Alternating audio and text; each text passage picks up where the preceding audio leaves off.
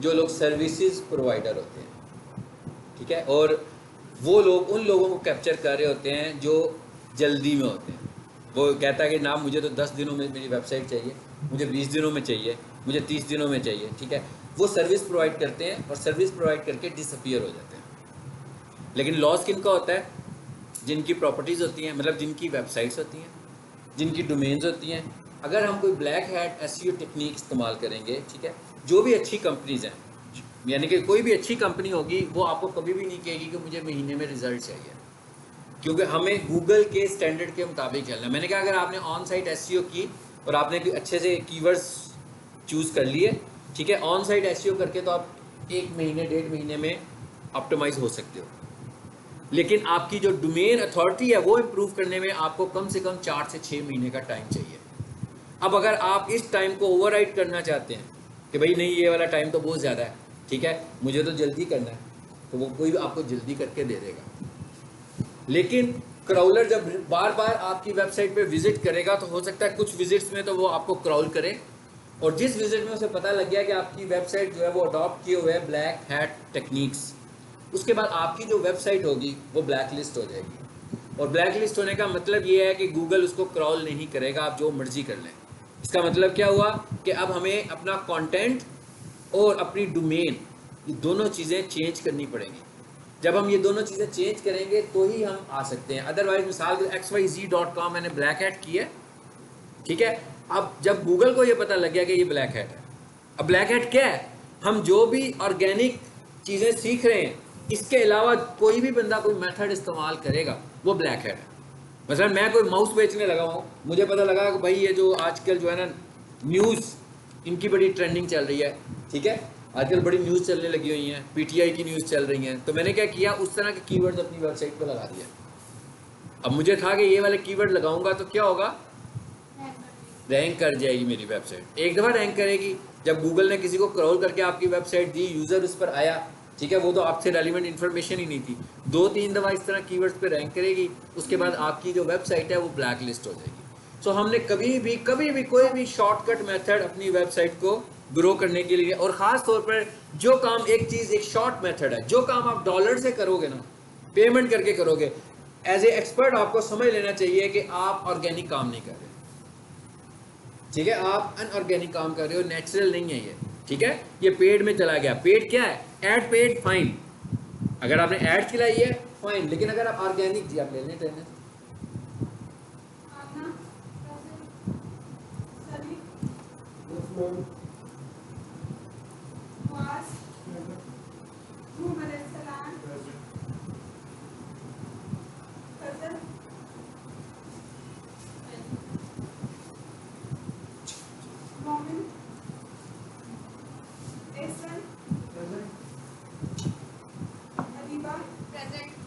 सब लोग ग्रुप में हैं, आप आगे हुए हो।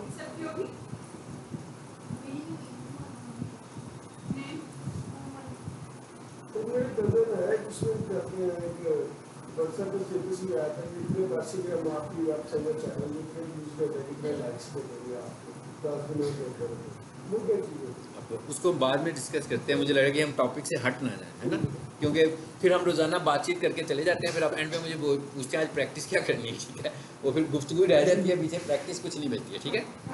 तो ये आपका छोटा सा सवाल है, मैं एंड पे जब क्लास खत्म करूँगा ना, बैग जब बंद कर रहा हूँ ना, उस टाइम दे दूँगा इसका आंसर, ठीक है। चलें जब जरा आगे आ रहे हैं, इन चीज़ों पे वापस आ जाता है ये ना, फिर रह जाए चीज़ें हमारी, क्योंकि आगे छुट्टी भी आ रही है, ताकि आपको प्रैक्टिस करने के लिए कुछ मटेरियल मिलना चाहिए। जी, स्ट्रॉन्ग, बोल्ड और EM लगाए मैंने ये 3 tag. EM stand for emphasis, ठीक है। स्ट्रॉन्ग भी स्ट्रॉन्ग कर रहा है, इसकी अगर मैं इसको देखूं, इसको चलाकर देखूं, मैं आपको दिखा देता हूं ये मैंने लगाए क्यों हैं, ये आपको भी ये भी बता देता हूं। बेसिकली ये वाले 3 टैग्स जो है ना, ये कीवर्ड्स के लिए, कीवर्ड ऑप्टिमाइजेशन के लिए हम इस्तेमाल करते हैं। यानी आपने पैराग्राफ्स लिख लिए, आपने ऊपर हेडिंग भी लिख ली, आपने नीचे जो पैराग्राफ में अपना टेक्स्ट लिखा हुआ है, आपने उस टेक्स्ट को इन टैग्स के साथ इनक्लोज करना है। और वो कौन से टेक्स्ट को करना है, सारे को नहीं करना। मतलब मैंने अगर एक पैराग्राफ है और उसके अंदर हम यूँ कह लेते हैं कि हमने उसमें 50 वर्ड्स लिखे या 60 वर्ड्स लिखे या 80 वर्ड्स लिखे, सो मुझे जो कीवर्ड्स बीच में मैंने लगाए हुए हैं ना, उनके साथ मैंने इनको यूज करना है। कहीं पर मैं स्ट्रॉन्ग यूज करूंगा, कहीं पर मैं बोल्ड यूज करूंगा, कहीं पर मैं EM यूज करूंगा। EM स्टैंड फॉर एम्फेसिस, ठीक है ना, कि हम इस पे जोर दे रहे हैं तो उसका राइटिंग स्टाइल भी चेंज हो गया, पैराग्राफ से हट के उसका भी राइटिंग स्टाइल होगा। ठीक हो गया, खत्म हो गई बात। यानी इसका मतलब क्या हुआ कि मैंने कहा 3% कीवर्ड्स की बात की, पहले मैंने 3% कीवर्ड्स की बात की। अच्छा, आगे आ जाए, तो अब थोड़ी सी बात को आगे लेकर चलते हैं। ये एक वेबसाइट है, इसका क्या नाम है जी, टू द वेब। ठीक है, इस जगह पर जाकर आप लोगों ने अपनी वेबसाइट का टाइटल और वेबसाइट का जो मेटा डिस्क्रिप्शन है वो वेरीफाई भी करना है अपनी वेबसाइट का, और जनरेट भी करना है। इसका फायदा क्या है हमें, क्योंकि आपका टाइटल एक हद तक होना चाहिए, उससे बड़ा होगा तो वो भी क्रॉल नहीं होगा। आपका मेटा भी एक हद तक होना चाहिए, उससे बड़ा होगा तो क्रॉल नहीं होगा। इधर आए जरा। ये क्या लिखा हुआ है जी, 60 कैरेक्टर्स। कि हमारा जो टैग है, टाइटल का टैग है, उसमें आपने कितने कैरेक्टर्स लिखने हैं, 60 कैरेक्टर्स। लेकिन अब 60 कैरेक्टर्स लिखने का क्या मतलब है, मतलब मैं मिसाल के तौर पर 60 कैरेक्टर्स में अपना टैग लिख देता हूँ टाइटल, ठीक है।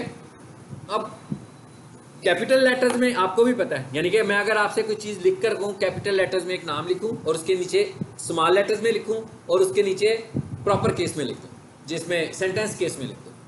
अब स्मॉल लेटर्स में क्या होगा, सब छोटे होंगे, कैपिटल लेटर्स में सब बड़े होंगे, और सेंटेंस केस में क्या होगा, सिर्फ एक बड़ा होगा। अब अगर मैं आपसे ये कहूँ कि क्या ये ग्राफिकली तीनों लाइनें इक्वल हैं ग्राफिक्स में इन पिक्सेल्स, नहीं होंगी ना, कैसे, क्यों नहीं है एक ही जैसी।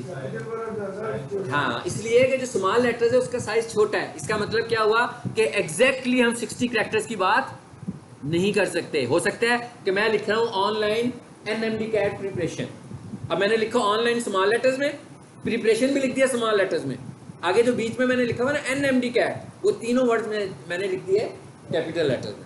अब फर्क पड़ गया। अब हो सकता है कि मुझे एडजस्टमेंट 60 कैरेक्टर्स की बजाय 58 कैरेक्टर्स में करनी पड़ रही हो। मेरी बात समझ में आई है जो पॉइंट मैं बता रहा हूँ। सो यानी इन कैरेक्टर्स लेंथ कितनी होनी चाहिए हमारे टाइटल की, 60। लेकिन इन ग्राफिक्स हमारी लेंथ कितनी होनी चाहिए वो देखते हैं। ठीक है, यहां मैं किसी भी वेबसाइट का नाम लिखकर देख लेता हूं। ठीक है,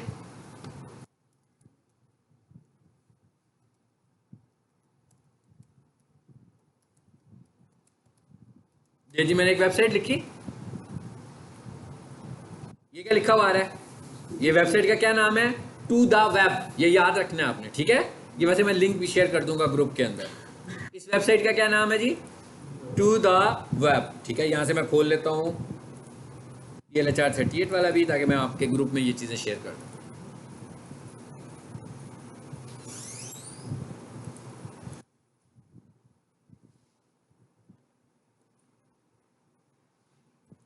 जी, आई एम नॉट रोबोट। ठीक है, ये करना है, हमने करना है ना। ये क्यों करते हैं, ह्यूमन एक्टिविटी हो रही है। ठीक है, कोई रोबोट से कोई काम नहीं हो रहा जी, डिवाइस के थ्रू नहीं हो रहा। नेट नहीं चल रहा कहते हैं, देख लेते हैं, चल रहा है। चलिए, अब उसने कहा रोबोट पे जाएं पहले।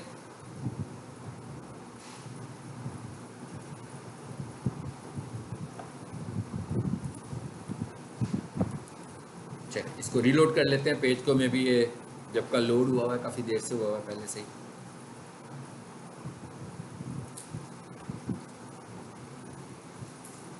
नहीं तो फिर अपना नेट यूज़ कर देता हूँ मैं, ये हो सकता है जो इशू है, अपना नेट यूज़ कर, नेट स्लो है, उस वजह से ऐसे हो रहा था।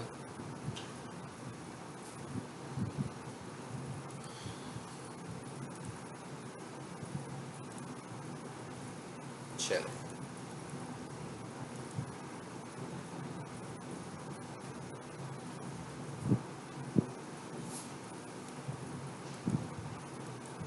हमारा सारा काम नेट से चलना होता है, इसलिए किस चीज़ों पर हमें स्लो मिल सकता है रिस्पॉन्स। ठीक है,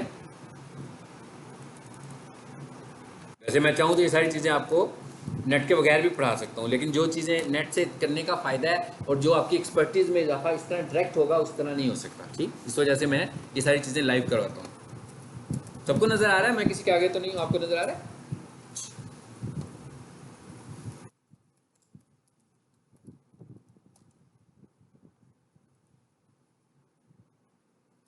जनरेट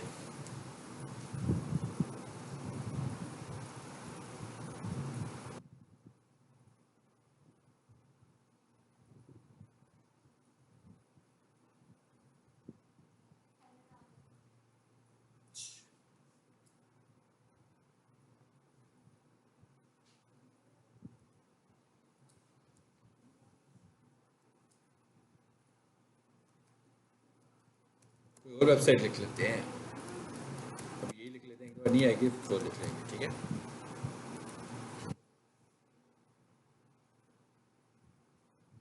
जी आ गया। अब जरा देखें, नीचे देखें,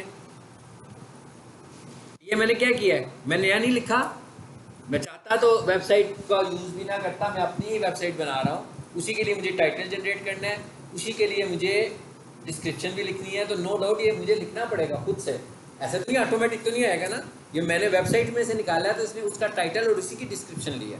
लेकिन मुझे बता रहा है कि ये वैलिड है कि नहीं वैलिड, जो मैंने लिखा हुआ है क्या ये वैलिड लिखा हुआ है कि नहीं वैलिड लिखा हुआ है। जरा देखें नीचे आकर जी, ये हमारा टाइटल क्या बना हुआ जी, best commercial baking equipment in Pakistan. ठीक है,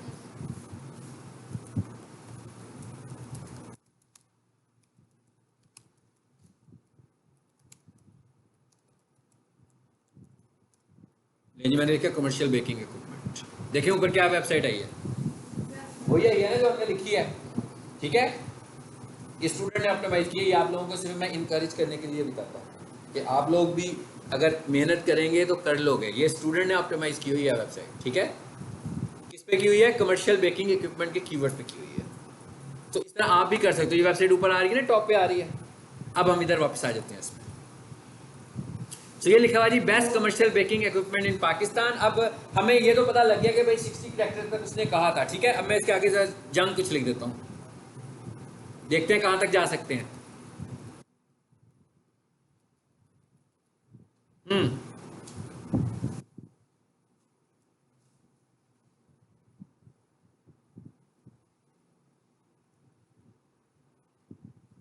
क्या कह रहे हैं, page title should be around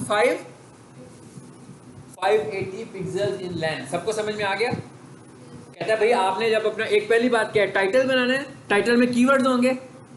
अब ये तो हमें पता लग गया कि टाइटल बहुत लंबा चौड़ा तो बन नहीं सकता। क्या ख्याल है, आपकी वेबसाइट का जो मेन कीवर्ड है आपने उसमें उस कीवर्ड को अपने टाइटल में टारगेट करना है, जो मेन कीवर्ड है। अब अगर आपके पास ज्यादा कीवर्ड्स हैं तो हमने उसको अपने बॉडी में टारगेट करना है। अब मिसाल के तौर पर अब आपको एक मैं और एल्गोरिथम बता देता हूँ कि मेरा एक क्लाइंट है, उसकी वेबसाइट है, सपोज कर लें dastagir-engineering.com। उसने मुझे कोई 50 कीवर्ड दे दिए ऑप्टिमाइज करने के लिए। तो मैंने आपसे क्या कहा था, स्टैंडर्ड कितने कर सकते हैं, 20, मैक्सिमम 20 बट नॉट रिकमेंडेड। ठीक है, मतलब ज्यादा से ज्यादा एक साइट पर हम कितने कर सकते हैं, 20 कैरेक्टर्स, 20 कीवर्ड्स कर सकते हैं। जैसे अभी एक कीवर्ड क्या है मेरा, कमर्शियल बेकिंग इक्विपमेंट, तो इस तरह के हम कितने कर सकते हैं, 20 कर सकते हैं। लेकिन इसका मतलब क्या हुआ, क्या मैं टाइटल में उन 20 को यूज कर सकता हूँ? कभी भी नहीं कर सकता। हाँ, मैं ये कर सकता हूँ कि मैं अपनी ही वेबसाइट के एक से ज्यादा टैब्स बना लूं। ठीक है ना, मिसाल के तौर पर जैसे मैं ये कहता हूँ कि मैं सर्विसेज देता हूँ डिजिटल मार्केटिंग, सो मैंने एक मेन्यू बनाया, उसका नाम रख दिया डिजिटल मार्केटिंग। उसके आगे से उसके सब मेन्यूज खुल रहे हैं, उसमें एक मेन्यू पे क्या लिखा हुआ आ रहा है, पीपीसी। ठीक है ना, पे पर क्लिक एड्स आ रहे हैं। एक पे क्या लिखा हुआ आ रहा है, सोशल मीडिया मार्केटिंग। एक पे क्या लिखा हुआ आ रहा है, एसईओ। एक पे क्या, मतलब इस तरह मेरी सारी सर्विसेज आ रही हैं। अब मैं क्या कर सकता हूँ, अपने कीवर्ड को डिस्ट्रीब्यूट कर सकता हूँ अलग-अलग पेजेस के ऊपर। तो मैं उसको डिस्ट्रीब्यूट करूंगा। नंबर 1 एक तरीका ये हो गया। दूसरा तरीका क्या है कि मैं अपना होम पेज की लेंथ बड़ी कर दूंगा। ऐसी है, तभी परसेंटेज बढ़ेगी ना। मिसाल के तौर पर मैं ये कहता हूँ, कैलकुलेट करके मुझे बताइएगा, मैं ये कहता हूँ कि मैंने एक अपना होम पेज बनाया और उस होम पेज के अंदर मेरे पास 800 वर्ड्स हैं। तो मैं कितने कीवर्ड यूज कर सकता हूँ उसमें? नहीं, ये तो मुझे भी पता है मैं ये तो मुझे भी पता है, जरा कैलकुलेट करके बताएं कितने होंगे वो 800 वर्ड पे कितने कीवर्ड्स आएंगे?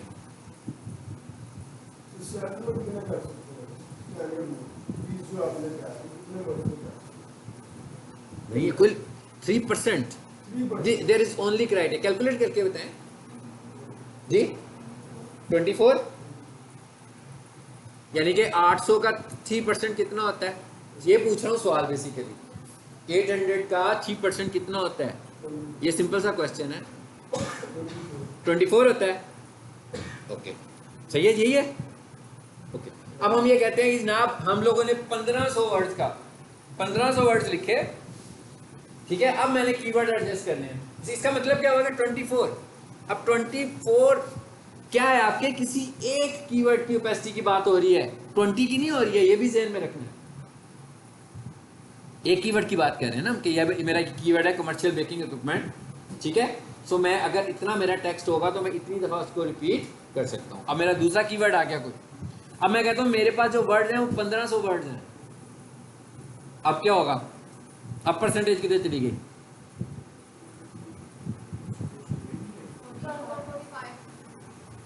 मैं कह रहा हूँ पहले 800 वर्ड्स थे तो 24 कीवर्ड्स थे, तो अब 1500 वर्ड्स हो गए तो 45, यानी कि 45 टाइम्स मैं अपने कीवर्ड को अपने कंटेंट में ऐड कर सकता हूँ।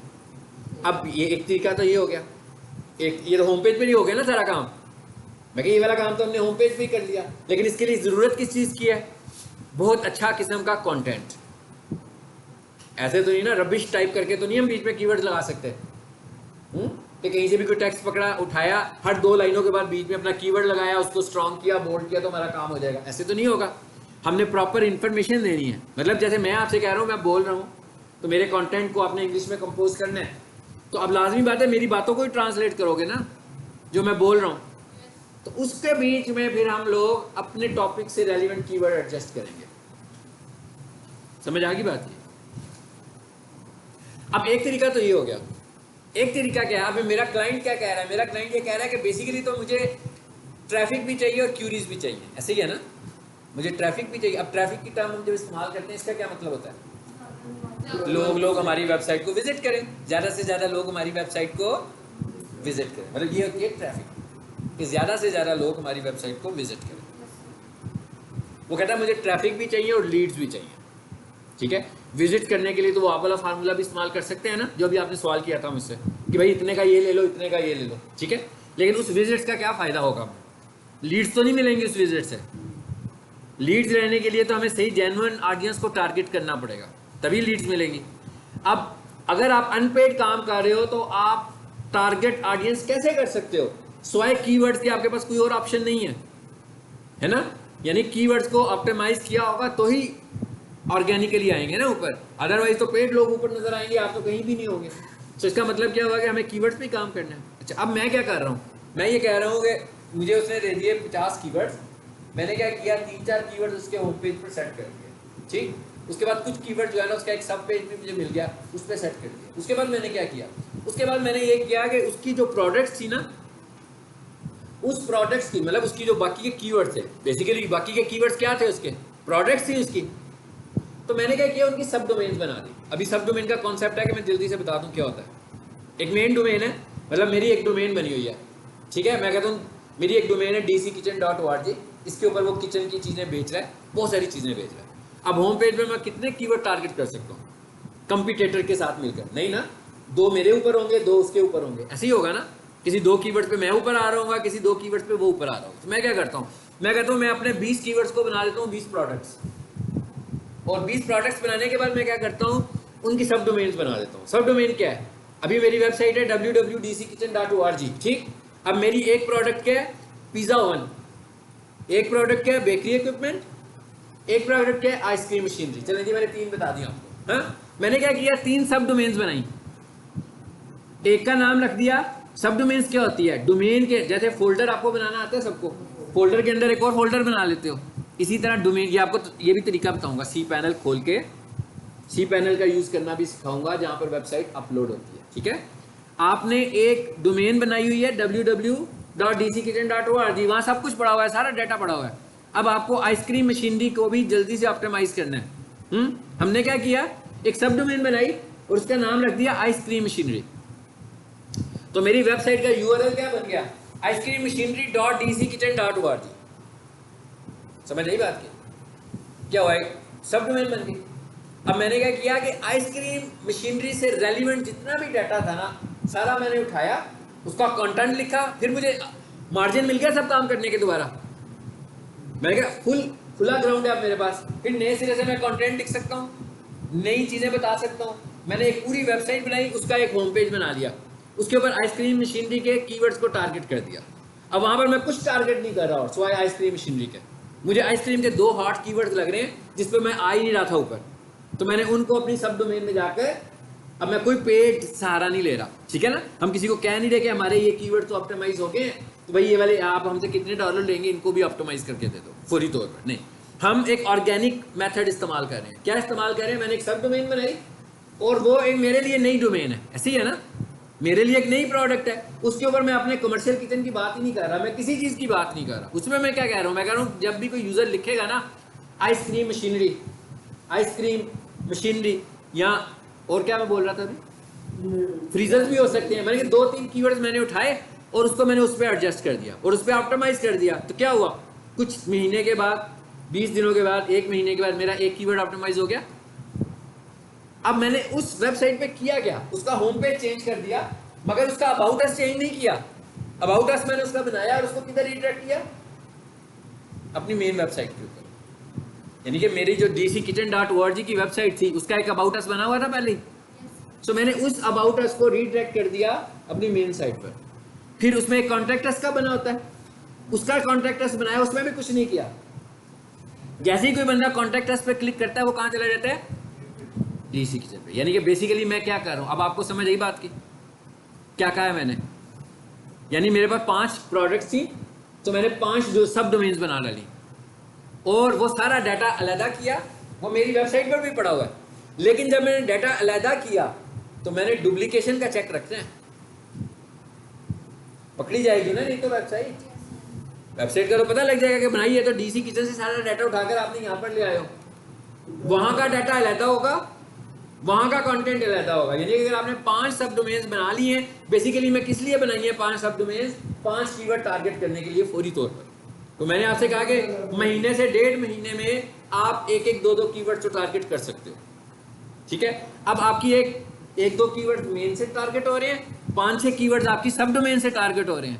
टारगेट होकर एक होम पेज खुलता है, होम पेज पे कॉन्टैक्ट अस का बटन बना हुआ है, उसके बाद किसी बंदे ने आपसे रब्ता करना होता है, ठीक है, वो सीधा उधर से आपकी मेन वेबसाइट पर आ रहा है। साइंस समझ में आ गई? ये वाली जो साइंस मैंने बताई है ये थ्योरेटिकली बताई है, हाँ, इसको हम प्रैक्टिकली भी करके देखें, राइट। चलें जी, ये भी क्लियर हो गया टाइटल का। अब आए नीचे जरा, कितना था ये 5, नीचे आ जाए।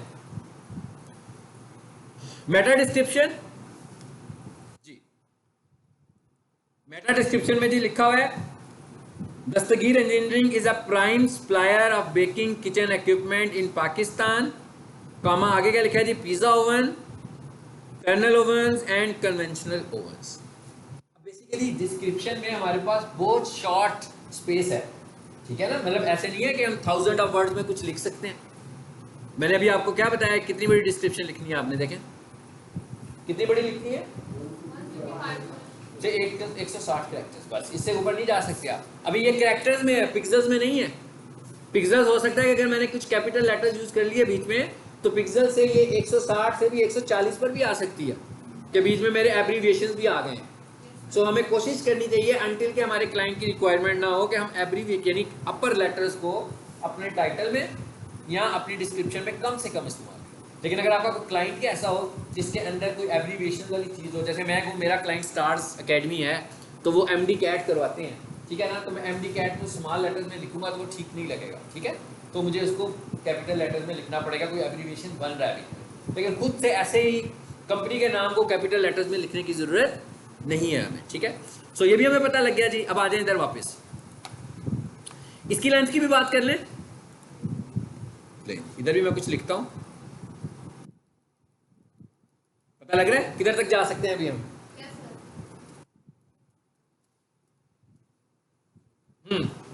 कितने हो गए? 920 पिक्सल्स में कहता है, हमने तो 925 लिखे हैं, मगर वो क्या कहता है कि कितने होने चाहिए मैक्सिमम? 920 पिक्सल्स। कहता है इससे ऊपर नहीं जाना आपने। यानी मतलब क्या हुआ? यानी मैं दो चीजों को फोकस कर रहा हूं, है ना? लेंथ इन कैरेक्टर्स को भी फोकस कर रहा हूं और लेंथ इन पिक्सल्स को भी फोकस कर रहा हूं।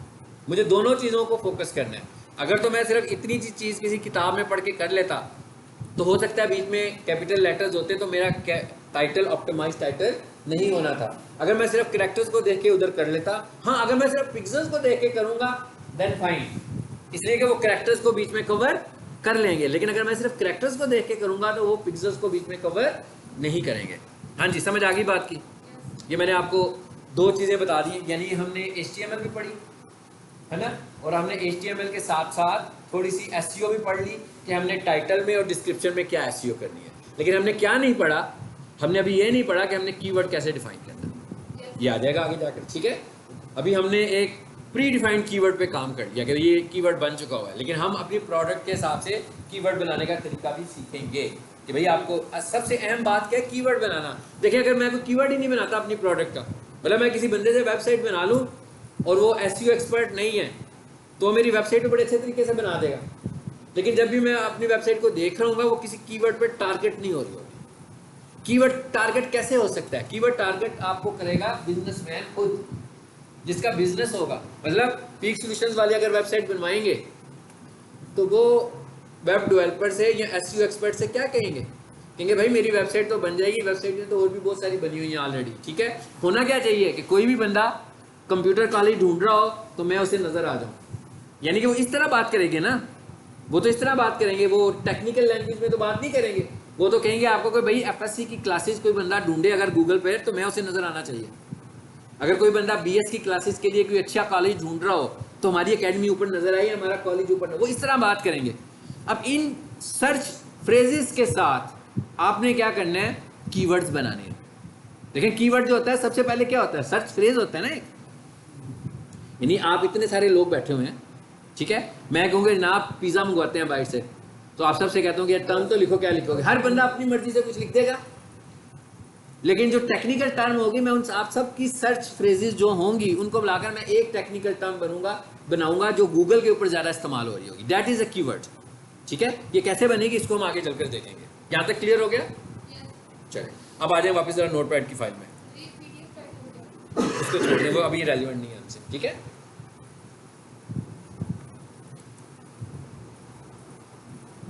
इमेज सबको पता लग गया होगा?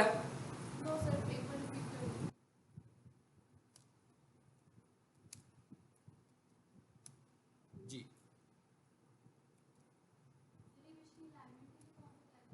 अलाइन होगा, लेकिन इसका हमारे से SEO से कोई ताल्लुक नहीं होगा, लेकिन अलाइन होगा, ठीक है? और अगर अलाइन काम ना कर रहा हो तो आपने P का टैग लगाना है।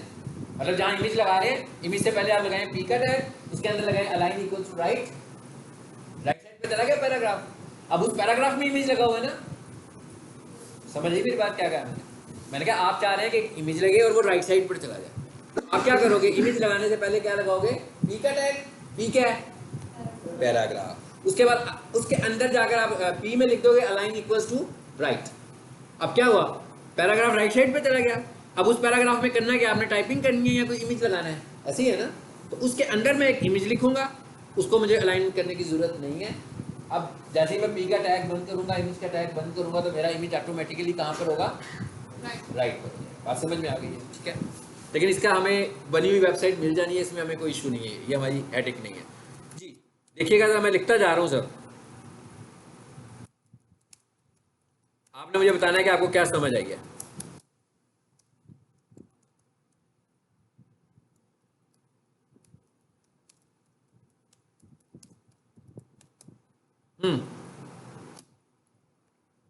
क्या समझ में आया? हाँ जी। अब ये सारा, ये आप समझ लो, ये SEO ऑप्टिमाइज इमेज का टैग मैंने लगाया है, ये पूरे का पूरा SEO ऑप्टिमाइज टैग है, ठीक है? अगर मैं आपसे ये कहूं कि इमेज जो आपकी वेबसाइट पे लगता है उसकी ऑप्टिमाइजेशन क्या है, हम इन शॉर्ट उसको डिस्कस करने लगे हैं। हाँ, कि इमेजेस की ऑप्टिमाइजेशन क्या है? कि एक वेबसाइट है, उसके ऊपर इमेज नजर आ रहा है, वो एसईओ ऑप्टिमाइज्ड इमेज है, और एक और वेबसाइट है उस पर भी इमेज नजर आ रहा है मगर वो एसईओ ऑप्टिमाइज्ड इमेज नहीं है। दोनों में फर्क क्या होगा? नंबर 1, आपका इमेज प्रॉपरली कॉम्प्रेस होना चाहिए। कॉम्प्रेस का क्या मतलब है कि भाई उसका साइज बड़ा नहीं होना चाहिए। ये ना होगा आपका जो इमेज है वो एमबीज में हो और उसको लोड होने में ज्यादा टाइम लगे। यानी हमारे इमेज का साइज छोटा होना चाहिए, इतना छोटा भी नहीं होना चाहिए कि हमारे पिक्सेल्स डिस्टर्ब हो। ठीक है, टेस्ट करना हो चीजों को, देखिएगा जब मैं क्या क्या ट्रिक्स यूज करता हूं सारे आपको बता रहा हूं। ठीक है, देखिएगा मैं लिख रहा हूं ऑनलाइन इमेज ऑप्टिमाइजर्स, लिख दिया मैंने। कितने सारे टूल्स आ गए ना। आप इस तरह करें, आपके पास इमेजेस आ गए हैं, आपको फोटोशॉप भी सपोज इस्तेमाल करना नहीं आता, ठीक है ना, आपके पास इमेजेस आए हुए हैं, वेबसाइट पे लगे हुए हैं। आपने ये देखना है कि क्या ये मेरे इमेजेस प्रॉपर्ली ऑप्टिमाइज्ड हैं। यानी अगर तो मुझे उनकी स्पेस पता लगती है, भाई ये 80 किलोबाइट्स का इमेज है, ये 120 किलोबाइट्स का इमेज है, तो मुझे अंदाजा हो गया कि अच्छा ऑप्टिमाइज्ड इमेज है। या अगर मैं यूँ कहूँ कि 900 किलोबाइट्स का इमेज है, 1 MB का इमेज है, तो मुझे पता लग गया ऑप्टिमाइज्ड नहीं है। बड़ा हो गया ना साइज छोटा करना है, इसलिए कि इंटरनेट पे उसने जल्दी लोड होना है। ये बहुत अहम फैक्टर है आपका वेब स्पीड से। ठीक है, सो नंबर 1 क्या है? कंप्रेशन।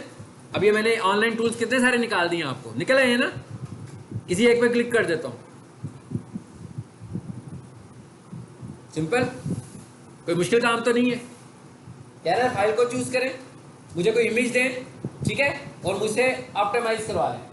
अगर वो आपको इमेज ऑप्टिमाइज करके दे और आपके इमेज से जब वो ऑप्टिमाइज करे कि भाई मैं इसको 40% रिड्यूस कर रहा हूँ, इसका क्या मतलब होगा कि इमेज में ऑप्टिमाइजेशन की बहुत ज़्यादा गुंजाइश मौजूद थी, तो मैं फिर इस ऑप्टिमाइज इमेज को यूज़ कर लूँगा। और अगर मैं ये देखूँगा वो 40% ऑप्टिमाइज करने के बाद क्या करता है, मेरे पिक्सेल्स इमेज के ख़राब हो जाते हैं, यानी ओरिजिनल इमेज में और इसमें फ़र्क मुझे नजर आता है, फिर मैं इसको यूज़, समझ आ गया इस हिंट का क्या मतलब है? ठीक है, ये काम मैं नहीं करूँगा, ये आप लोगों ने खुद से करना है। देखें क्या है ये, चूज फाइल, और उसके बाद क्या लिखा हुआ आ रहा है, ऑप्टिमाइज नाउ। ठीक है, साइज को नहीं छेड़ना हम लोगों ने, उसी पे लेकर जाए। लेकिन यहां पर ये देखिएगा एक क्वालिटीज आ रही हैं, इन क्वालिटीज को आपने देखना है और आप मुख्तलिफ क्वालिटीज के साथ किसी भी इमेज को करके देखिएगा और फिर कंपैरिजन कीजिएगा। डाउनलोड कुछ नहीं करना, सिर्फ लिंक पे जाना। ठीक है, उसके बाद जब वो ऑप्टिमाइज होगा तो वो आपको कहेगा भाई अब इमेज डाउनलोड कर लो।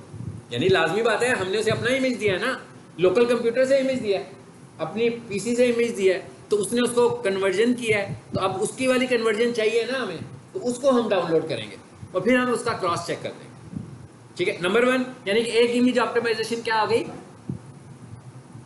नंबर 1 इमेज ऑप्टिमाइजेशन क्या आई, कंप्रेशन, कि आपका इमेज कंप्रेस होना चाहिए। नंबर 2, आपके इमेज की नेम कन्वेंशंस, आपका इमेज आपके कीवर्ड पर मुश्तमिल होना चाहिए। मतलब मैंने कह रहा था मेरा जो तस्वीर जो है उस पर एक कमर्शियल पिज़्ज़ा ओवन बना हुआ है, तस्वीर कमर्शियल पिज़्ज़ा ओवन की है, ठीक है, और मेरा कीवर्ड क्या है, कमर्शियल पिज़्ज़ा ओवन, तो मुझे अपने इमेज का क्या नाम रखना है, कमर्शियल डैश पिज़्ज़ा, इकट्ठा नहीं लिखना, ठीक है, इकट्ठा नहीं लिखना बल्कि क्या लिखना है, commercial dash pizza dash oven. यानी कि आपने कीवर्ड को जब एडजस्ट करना है तो हर वर्ड के बाद आपने बीच में डैश लगाना है। आपने ऐसे भी नहीं लिखना commercial dash space pizza space oven, ये भी गलत है। ठीक है, ये भी ऑप्टिमाइजेशन के अगेंस्ट है। यानी दूसरा ऑप्टिमाइजेशन फैक्टर क्या हुआ, नेमिंग कन्वेंशंस, नाम उसका कैसा होगा। ऐसे नहीं है कि आपकी एक वेबसाइट है उसके अंदर आपकी 200 तस्वीरें पड़ी हुई हैं, एक तस्वीर का नाम 1.jpg है, एक ऐसे होता है ना, अक्सर वेबसाइट में ऐसे इमेजेस पड़े होते हैं, इसका मतलब होता है वो ऑप्टिमाइज्ड इमेजेस नहीं है। आपने अपनी प्रोडक्ट के हिसाब से अपने इमेजेस के नाम रखने हैं। इसका क्या फायदा होगा, आप गूगल इमेजेस पे भी आना शुरू हो जाएंगे, आपकी प्रोडक्ट गूगल इमेजेस पे भी नजर आएगी। यानी कोई बंदा लिखेगा ना कमर्शियल पिज़्ज़ा ओवन और आप गूगल की साइट से आप चले जाओगे सीधे इमेजेस में, तो आप देखेंगे कि आपकी प्रोडक्ट ऊपर नजर आना शुरू हो जाएगी। अगर हम इमेज पे डोमेन का नाम डालें, हम उससे क्या फायदा हासिल करना चाहते हैं, डोमेन पे जा सकते हैं। देखिए डोमेन का नाम तो बिजनेस नेम है, ठीक है, हम क्या कह रहे हैं, हम ये कह रहे हैं कि आपको बिजनेस कैसे मिलना है, मतलब पीक सॉल्यूशन से बिजनेस नहीं मिलना। इसका क्या मतलब हुआ? इसका मतलब हुआ कि पीक सॉल्यूशन का जो बिजनेस है वो तो ऑलरेडी आपके पास है, तो आपको गूगल से नहीं मिलना। गूगल से आपको वो बिजनेस मिलना है जो आपकी प्रोडक्ट्स के लिए, जो आपकी सर्विसेज के अगेंस्ट है, वो मिलना है। सो हम लोगों ने इन अपनी प्रोडक्ट्स और सर्विसेज को लेना है, इसलिए कि जिस बंदे को पीक सॉल्यूशंस का पता है, ठीक है, अगर मिसाल के तौर पर जैसे वो कह रहे हैं कि भाई मैं हर इमेज के साथ लगा दूं पीक सॉल्यूशंस, क्योंकि मेरी वेबसाइट का नाम ही peaksolution.com है, ठीक है, तो लोग पीक सॉल्यूशंस पर आ जाएंगे सीधे, लगता है ऐसे ही है ना। इसका फायदा क्या हुआ हमें? इसका तो कोई फायदा नहीं हुआ। पीक सॉल्यूशन कोई प्रोडक्ट है, पीक सॉल्यूशन कोई ब्रांड है? यानी एक घर में 4 बच्चों ने मैट्रिक का इम्तिहान दिया और घर में आके के बैठ के, ठीक है, तो उसके वालिदैन ने कहा कि बेटा अब तुम्हें कंप्यूटर कोर्स सीख लेना चाहिए, है ना। अब हो सकता है वालिदैन को ना पता हो पीक सॉल्यूशन क्या है, जरूरी तो नहीं है कि वालिदैन को पता हो पीक सॉल्यूशन का क्या है, लेकिन उन्हें ये तो पता है ना कि तुम्हें कंप्यूटर कोर्स सीखना चाहिए। प्रोडक्ट क्या है? Computer course.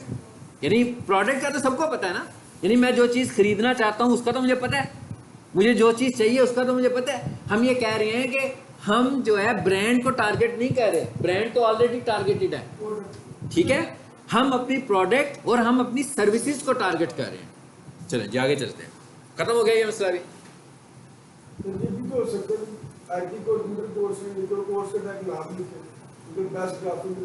हाँ ये मैं कह रहा हूँ, बिल्कुल यही ये सर्विसेज और प्रोडक्ट्स है ना, ठीक है।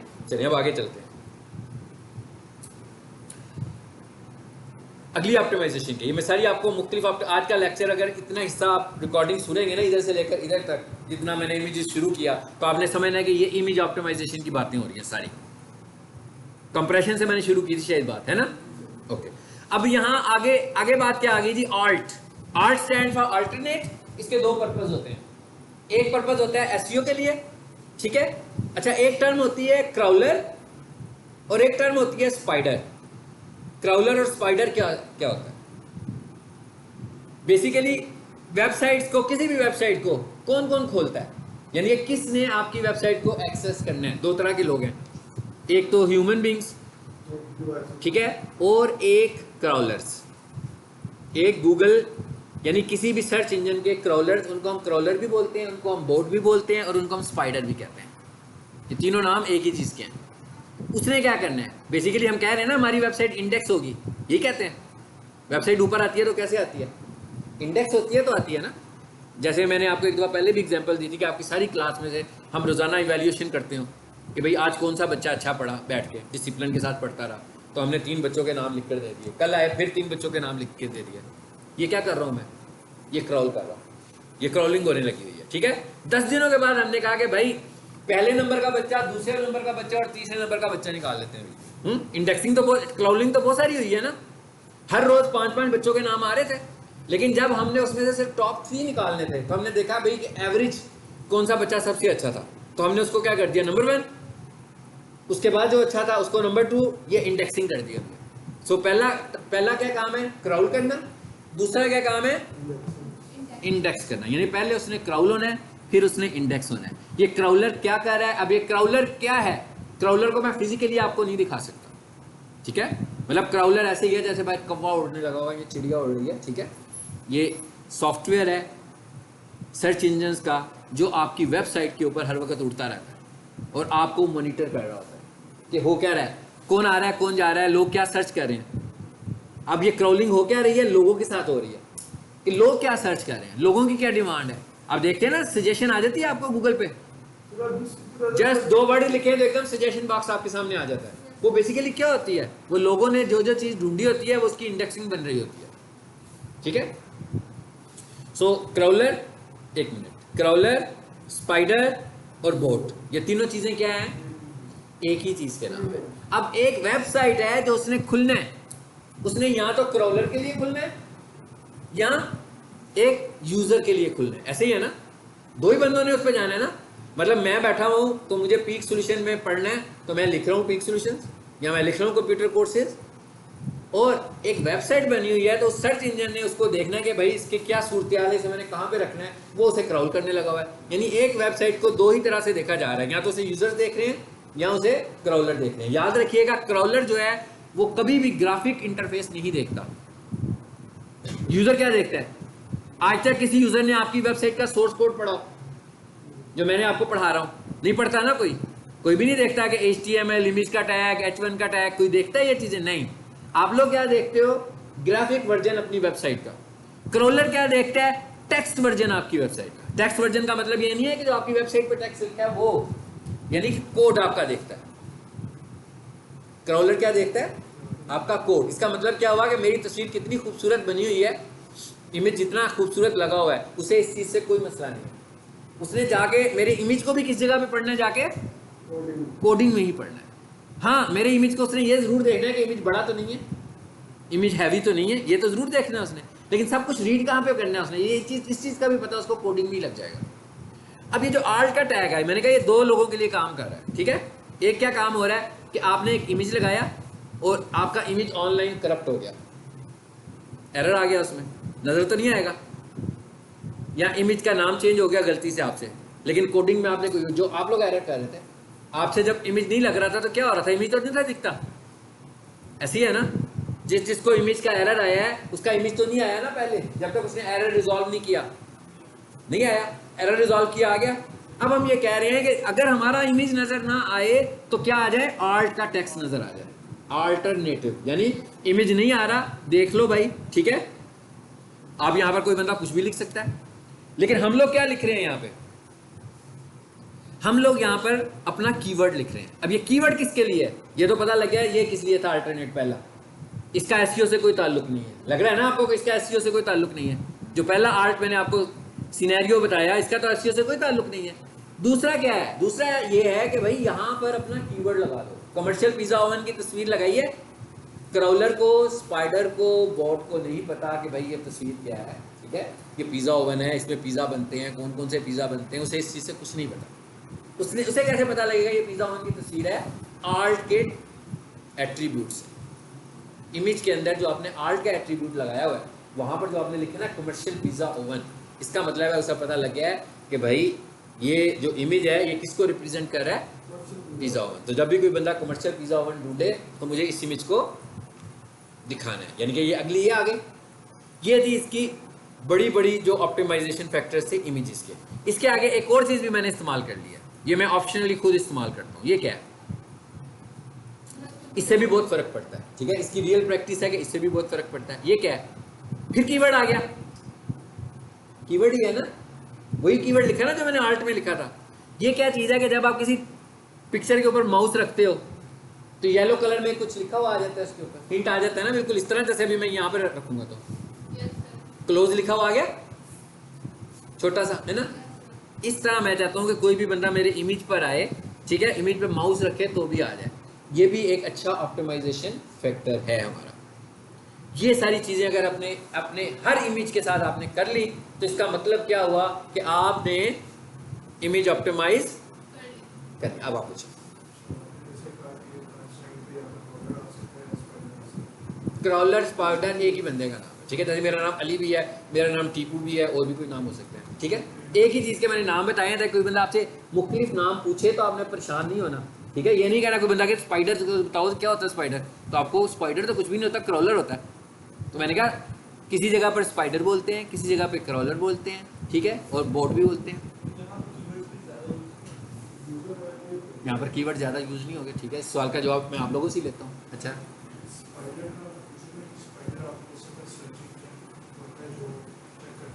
सर्च इंजन का बोट होता है जिसको हम स्पाइडर, हाँ, अपना वॉल्यूम अपना थोड़ा तेज करना है। वो वेबसाइट्स जहाँ पे आता है नोट अ रोबोट के ऑप्शन, क्या मतलब ये सर्च इंजन चेक करता रहता है? बिल्कुल करता है, क्यों नहीं करता। बोट्स, ये आपकी जो इस तरह के वेबसाइट्स होते हैं ना, जो बोट्स होते हैं, जैसे भी हमने कहा आई एम नॉट बोट, यही कहा था ना मैंने। इस तरह के भी अलग क्रॉलर्स बने होते हैं जो इन चीज़ों को रीड कर रहे होते हैं। बोट्स को रीड करने के लिए अलग बने होते हैं, ठीक है। लेकिन हम इसका एक अलग टॉपिक है हमारा। ये चीज़ें हम मेंशन कहाँ करते हैं? एक फाइल होती है जिसे हम बोलते हैं robot.txt, और that is called technical SEO. मैंने कहा था ना टेक्निकल एसईओ भी एक चीज़ है, उधर जाकर हम इनको डिटेल से देखेंगे। ये उसका टॉपिक है, ठीक है जी। और कुछ पूछना तो बताएं। यानी हम क्या कह रहे हैं कि हमारी वेबसाइट को क्रॉल होना है, बस ये कह रहे हैं, ठीक है। अभी इन्होंने कहा कि भाई ये तो कीवर्ड बहुत सारे हो गए, बिल्कुल लग भी रहा है जैसे बहुत सारे हो गए। बल्कि मैं यूं करूं तो और ज़्यादा कर दूं कीवर्ड्स, इधर भी मुझे एक काम कर लेना चाहिए। क्या क्या ख्याल है? ठीक है, सही किया है ना? जरा ऑप्टिमाइजेशन फैक्टर पूरा तो कर लें। वहां पर मैंने ABC लिखा हुआ था, अब हर जगह पर आ गया बेस्ट कंप्यूटर कॉलेज। जल्दी से बताएं, कीवर्ड ज़्यादा नहीं यूज़ कर लिया मैंने? अब जल्दी से बताएं, इसको ख़त्म करें टॉपिक को, लेक्चर को भी ख़त्म करें, टॉपिक को भी ख़त्म। ज़्यादा यूज़ कर लिए सब, एग्रीड हैं, ज़्यादा यूज़ कर लिए सब। आप ही ने सवाल किया था, आप ही ने जवाब दे दिया, ठीक है, आपका ही सवाल था। ये कंटेंट नहीं है हमारा, ठीक है, ये हमारा कंटेंट, हम कंटेंट की बात कर रहे हैं, ये हमारा कंटेंट नहीं है। यहाँ पर तो हम इंडिविजुअल चीज़ों को देख रहे हैं। ये क्या है? SRC फाइल का नाम, बात खत्म होगी।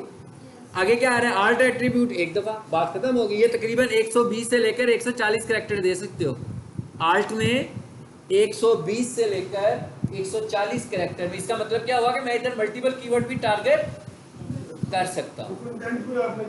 हाँ, वो जो परसेंटेज हमने लगाई है वो कंटेंट पे लगाई है, यहाँ नहीं लगाई। ये इसके सारे क्या हैं? अब ये क्या है? इमेज क्या है हमारा? टैग। SRC क्या है? एट्रीब्यूट। आर्ट क्या है? एट्रीब्यूट। टाइटल क्या है? यानी किसी भी टैग के अंदर जो ऑप्शंस होती हैं उन्हें हम क्या बोलते हैं? एट्रीब्यूट्स बोलते हैं, ठीक है। सो यहाँ पर कीवर्ड स्टफिंग का कोई मसला ही नहीं है हमारा, ठीक है। यहाँ पर तो हम खुद कह रहे हैं, यहाँ पर तो अगर हम बात करेंगे भाई ये जितने एट्रीब्यूट्स हैं इसके खास तौर पर इधर आप कोशिश करके अपने कीवर्ड्स लाओ, लाने के लिए कह रहे हैं ना।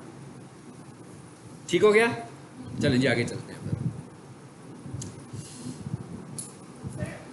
मैं इसी फाइल को सेव करने लगा हूँ, ठीक है, ये जानकर भी कि यहाँ पर कोई तस्वीर नहीं है। ऐसे ही है ना? नहीं है ना तस्वीर? चलो डबल क्लिक कर देते हैं।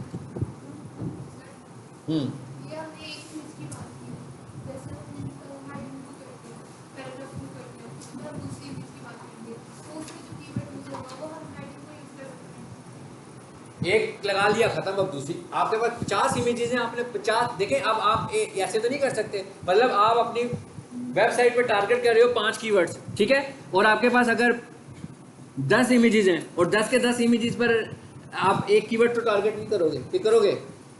मिसाल के तौर पर तस्वीर तो लगी हुई है उधर उसकी आइसक्रीम मशीनरी की, तो उसका कीवर्ड पिज्जा ओवन लिख सकते हो? नहीं लिखोगे ना, उसी तरह का लिखोगे ना। यानी ये इट इज़ कॉल्ड ऑप्टिमाइजेशन, इसी को तो हम ऑप्टिमाइजेशन कह रहे हैं, ठीक है। चलिए अब आगे चलते हैं हम जरा। हमने HTML को लेकर ज़्यादा डेप्थ में नहीं जाना, नहीं तो हम 3 महीने HTML पढ़ते रहेंगे, ठीक है।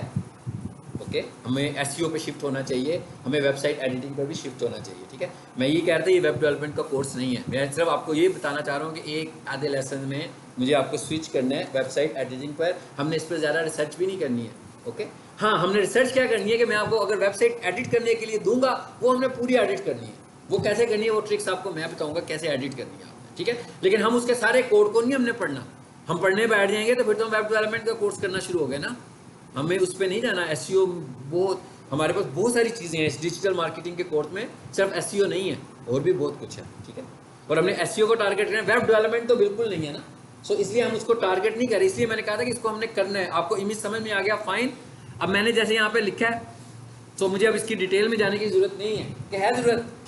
नहीं है ना भाई, इमेज नज़र नहीं आ रहा। क्यों नहीं आ रहा? कोई तस्वीर ही नहीं है उधर।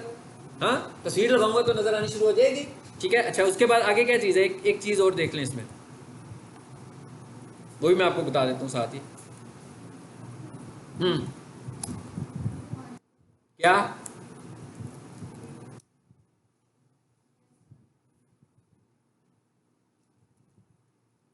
जी, समझ आ गई सबको?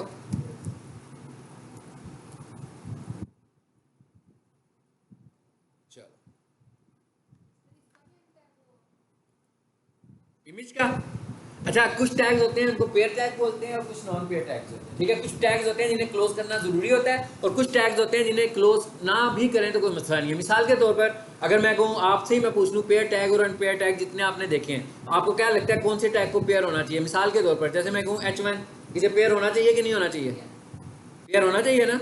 अब IMG क्या कह रहा है? एक तस्वीर लगाएगा, यही है ना, और तस्वीर का लिंक भी आप उसके अंदर दे रहे हैं, तो ये पेयर होगा कि अनपेयर होगा? इसका पेयर बनाने की जरूरत तो नहीं। समझ आ गई? मतलब कुछ टैग्स हैं जिनका आप मिसाल के स्ट्रॉन्ग का टैग है, वो उसने क्या करना है, बोल्ड लगा दिया, आगे जो भी आ रहा है सभी बोल्ड होता जा रहा है, ऐसे ही है ना? इसका मतलब क्या हुआ, ऐसे क्या होना चाहिए, पेयर होना चाहिए कि भाई जितने को बोल्ड करना है उसके बाद एंड कर दो। समझ में आ गई लॉजिक?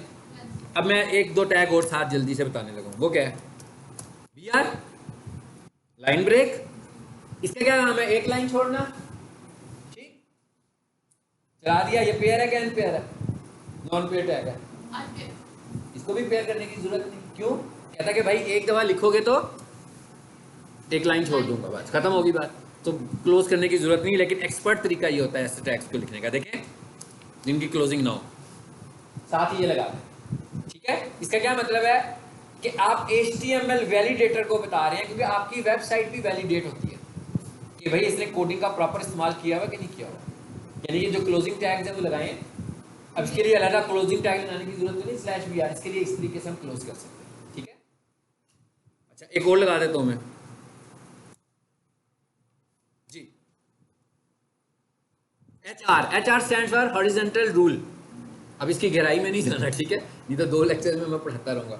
अब आपको सब लाइन लगानी सिखा रहा हूँ ताकि आप किसी वेबसाइट को खोलें, उसके इधर बीच में बॉर्डर लाइन लगी हो, आपको समझ में आ जाए कि भाई ये HR नहीं लगाई हुई है, ठीक है। आप कोड को रिकग्नाइज इजीली कर सको। यहाँ पर मैं लिख रहा हूँ वेट, देखते हैं इससे क्या होता है, हाइट, उससे 200 लिखा है मैंने, चलिए इसको फिलहाल मैं 12 लिख देता हूँ। मैंने काफी सारी चीजें लिख दी। ये कर क्या रहा है, हॉरिजॉन्टल रूल। मैं आपसे कहूँ कॉपी के ऊपर एक रूल लगाओ भाई, लाइन लगाओ, लगा लोगे ना यूं करके, ये हॉरिजॉन्टल है ना, वर्टिकल तो नहीं है। तो ये अक्सर यूज होता है, वेबसाइट आपके सामने आएंगी, ठीक है, ये कई जगह यूज हुआ होगा, तो इसको आपको अंडरस्टैंड कर लेना चाहिए, इसलिए मैंने इसको लगा दिया। यहीं पर नहीं, बस इतना तक लग गया, नजर आ रही है लाइन लगी हुई। ये पहले ऊपर आ रहा था ABC, अब नीचे चला गया है ना, क्यों गया वाला, क्या लगाया आपने ऐसा जिसकी वजह से नीचे गया, ये लाइन ब्रेक की वजह से नीचे गया, ठीक है। अब एक काम करें, क्या मतलब, इसका क्या मतलब है, बहुत सारी लाइनें छोड़ दी, जैसे वो वर्ड खोल के एंटर के ऊपर हाथ रख देते हो ना, वो कितनी दूर तक चला जाता है वो, बस वही किया मैंने ये भी, ठीक है। देखें जरा इससे क्या होता है, ये क्या लिखा हुआ है जी, हाइट और विड्थ, देखते हैं 2000 पिक्सल हो गई, और हाइट को हम कर लेते हैं 100। अब जरा चेंज किया मैंने कुछ,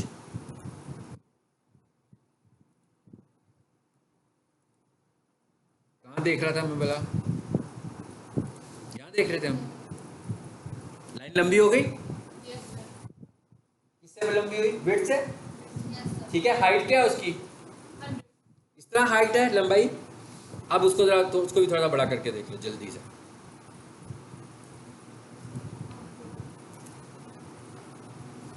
चलो ये भी आपको पता लग गया। अभी मेरा एक मोस्ट इंपॉर्टेंट टैग रह गया है, अब वो मैं आप लोगों को दूंगा घर के लिए, वीडियो बताऊंगा, उधर से आपने निकालना है। एंकर का टैग देखा आप लोगों ने कि नहीं देखा अभी, हाइपरलिंक देखा, Ahref,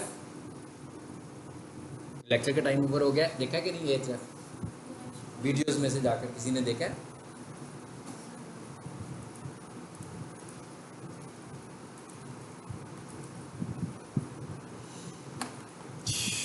नहीं देखा,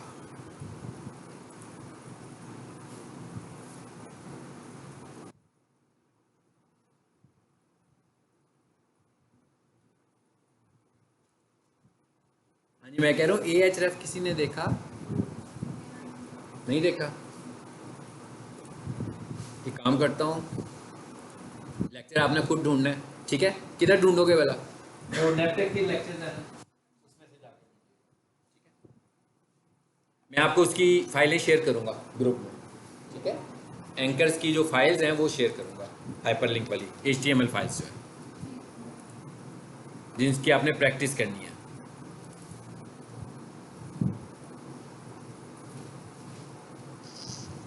ये आ रहा है एंकर्स, दिस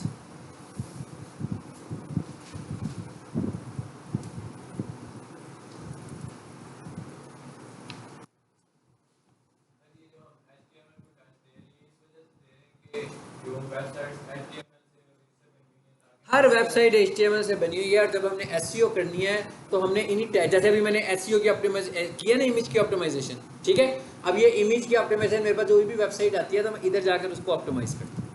पहले मैं उसके साइजेस देखता हूँ, अगर उसके साइजेस नहीं होते उस इमेज को डाउनलोड करके उसके साइज़ को बेहतर करता हूँ। फिर मैं उसकी नेम कन्वेंशन देखता हूँ, अगर उसकी नेम कन्वेंशन ठीक नहीं है उसको ठीक करता हूँ। उसके बाद मैं उसके आर्ट एट्रीब्यूट्स लगाता हूँ। अब अगर मिसाल के तौर पर हम ये कहें भाई मेरे पास वेबसाइट आ रही है CMS की, तो CMS कंटेंट मैनेजमेंट सिस्टम, ठीक है। इस तरह की जितनी भी ग्राफिकल वेबसाइट्स होती हैं, ठीक है, ग्राफिकल वेबसाइट प्लेटफॉर्म्स हैं, उन्हें हम CMS बोलते हैं, कंटेंट मैनेजमेंट सिस्टम। जो हमारा वर्डप्रेस है वो CMS की एक टाइप है, ठीक है, कंटेंट मैनेजमेंट सिस्टम। अच्छा, अगर हमारे पास CMS टाइप की कोई वेबसाइट है जैसे वर्डप्रेस है, अब उसके अंदर जब हम जाएंगे तो उसमें कुछ चीज़ें ऐसी होंगी जो ग्राफिकली हम कर रहे होंगे। मिसाल के तौर पर जैसे हम इमेज पे क्लिक करेंगे तो हमारे सामने ऑप्शन आ जाएंगी। कैप्शन की ऑप्शन लिखी होगी जो क्या कहलाएगी, टाइटल। मैंने कहा कैप्शन की ऑप्शन लिखी होगी, क्या कहलाएगी, टाइटल। आर्ट की ऑप्शन लिखी होगी, आर्ट ही आ रहा होगा। लेकिन उधर भी जाकर मैं उसके कोड में जाकर भी ये सारे काम, उसके कोड में भी ये सारे काम किए जा सकते। लेकिन जो मोस्टली वेबसाइट्स हैं, अब अगर हम HTML की अंडरस्टैंडिंग ले लेंगे तो हमें सारी अंडरस्टैंडिंग मिल जाएगी। और उसका भी मैं आपको ओवरलुक दूंगा कि आपने अगर वर्डप्रेस की वेबसाइट का कोई प्रोजेक्ट है उसकी SEO हम कैसे करते हैं, ठीक है। मैं इसीलिए कह रहा हूँ कि मैं चाहता हूँ कि आप आज जो है ना इसको ख़त्म कर दें और मैं अगले लेक्चर में आपको वेबसाइट की असाइनमेंट दूँ कि भाई अब आप वेबसाइट को एडिट करें, ठीक है। क्योंकि अगले लेक्चर में हमने वेबसाइट एडिट करनी है। अब आप उसके लिए 2 लेसन लेते हो, 3 लेसन लेते हो। जब आप इंडिविजुअल को कि जनाब ये रेडी कर ली हमने वेबसाइट, फिर हम उसकी SEO करेंगे और उसको 1 महीने के अंदर हम आपको जो कीवर्ड्स मिले होंगे हम कोशिश करेंगे कि वो आपकी वेबसाइट्स मैं अपलोड करूँगा अपनी सब डोमेन्स पर। जैसे अभी आपको मैंने दिखाई ना कि सब डोमेन में अपलोड हो जाएगी, तो आपके सारे प्रोजेक्ट्स को मैं अपनी सब डोमेन में अपलोड करूँगा। फिर देखेंगे किसकी वेबसाइट अच्छी है, उसके ऊपर टेक्निकल SEO अप्लाई करेंगे, सब कुछ करेंगे। लेकिन अभी ये वाला फेज़ जो है ना, इस फेज़ से हम बाहर निकलें। जैसे ये एंकर टेक्स्ट है, देख लें जरा क्या है इसमें।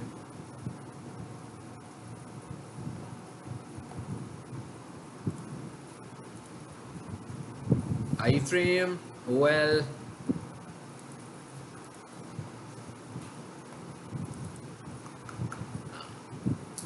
एंकर, ये आ गया एंकर के लेसन्स। ये मैं आपको घर जाके शेयर करूँगा, बल्कि ये मैं साहब से ना सारी फाइल नहीं आपके ग्रुप में डाल देता हूँ, हाँ ठीक है। विनजिप यूज़ करना आता है सबको, विनजिप, विनरैर सबको आता है, सब बताएं ना। विनजिप या विनरैर का सॉफ्टवेयर जो होता है यूज़ करना आता है। ये देखें मैं करने लगा हूँ अभी आपके सामने। एक सॉफ्टवेयर आ रहा है 7zip, ये फ्री ऑफ कॉस्ट होता है, ठीक है। जिनके पास विनजिप ना हो कि वो पेड सॉफ्टवेयर है, गूगल से डाउनलोड कर लो 7zip, ठीक है। और 7zip से ही मैं एक फ़ाइल को जिप करने लगा हूँ। देखिएगा आपको पता लग गया। इंस्टॉल करने के बाद पहले आपने इसको इंस्टॉल कर लेना है 7zip को। इसको इंस्टॉल करने के बाद आपने अपने सिस्टम को रिस्टार्ट कर लेना है। उसके बाद जो मैं काम कर रहा हूँ आपको ये इसी तरह आपके कंप्यूटर पे भी नज़र आना शुरू हो जाएगा। समझ आइए मैंने क्या बात की है। उसके बाद मैं क्या करने लगा हूँ जनाब, इसकी जिप फाइल बनाने लगा हूँ। एक लिखा हुआ आ रहा है add to CSS1 zip, बल्कि एक काम करते हैं पूरे फोल्डर को मैं बना देता हूँ। हाँ, ये सारे आपके पास इकट्ठे आ जाएंगे एक ही दफ़ा। इस पे आए 7zip पे, मैं इसलिए इससे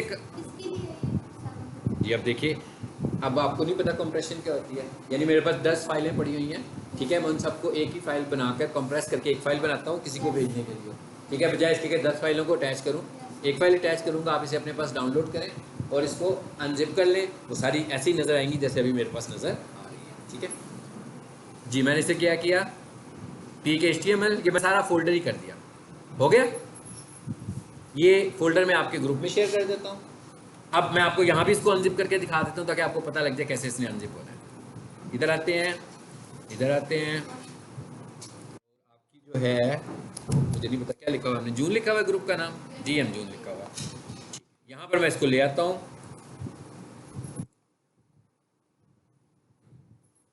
ये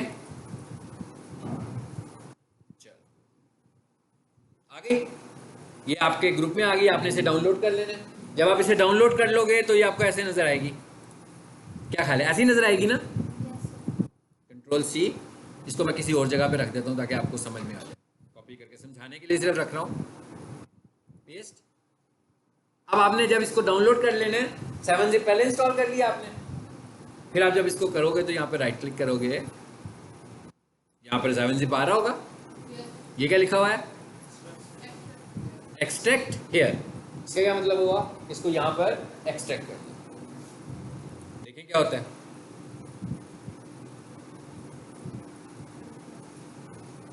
खुल गई सारी फाइलें। स्पीड बढ़ानी है, बस स्पीड बढ़ाने की फोकस कर रहा हूँ मैं आजकल, है ना, कि स्पीड तेज़ करनी है अपनी लर्निंग की। मेरा नहीं कि एक एक दो दो चीज़ें रोज़ सीखनी है, ज़्यादा चीज़ें सीखेंगे तो प्रोफेशनल बनेंगे, ठीक है, एक एक दो दो से नहीं। अभी मैंने सारा डाटा ही आपको दे दिया जो HTML का था, हमने समझने वाला था। तो इसकी अच्छी प्रैक्टिस तो ये है कि आप इन सब चीज़ों की प्रैक्टिस करें, जिससे कुछ नहीं होता। कुछ स्टूडेंट्स प्रैक्टिस करते हैं ये कि वो अपनी चीज़, जो चीज़ समझ रहे होते हैं, समझ में नहीं आती है, वो ग्रुप में शेयर कर देते हैं मुझसे, है ना। तो मैंने जवाब भी दे देता हूँ कि इसको कैसे करना है आप लोगों ने। सो इसको प्रैक्टिस करें, इन चीज़ों को प्रैक्टिस करें, करके देखें। उसके बाद जो चीज़ नहीं होती है, ताकि अगला जब लेक्चर मैं लूँ तो हम वेबसाइट मैं आपको दूँ सबको लोकली, ये वेबसाइट है भाई, ये आपने एडिट करनी है, ठीक है। आपको अपना अपना प्रोजेक्ट दूंगा और बहुत आसानी से दूंगा, यानी आपको मैं कोई चीज़ दिखाऊंगा कि भाई ऐसी वेबसाइट बना लो, ठीक है। यानी आपको एक टास्क दूंगा कि ये वेबसाइट है, ये बनी हुई है, ये नहीं बनानी, एक और लिंक दूंगा, मैं कहूँगा तस्वीरें यहाँ से ले लो, टेक्स्ट खुद बनाओ, ताकि आप लोग खुद काम करें। फिर उसके कीवर्ड्स हम खुद बनाएंगे, फिर उसकी SEO हम खुद करेंगे, ठीक है। फिर जब हम उसकी पूरी ऑन साइट SEO कर लेंगे, फिर हम उसकी टेक्निकल SEO करेंगे। इसके लिए आपकी स्पीड का तेज़ होना ज़रूरी है, यानी कि घर में जो काम आपने करना है ना, वो स्पीड तेज़ होनी चाहिए। असूली तौर पर मैं तो ये समझता हूँ कि आप अगर यहाँ से मेरे से 1-1.5 घंटा पढ़ के जाएँ तो अगले दिन कितना पढ़ना चाहिए आपको घर जाके? क्या ख्याल है, कितना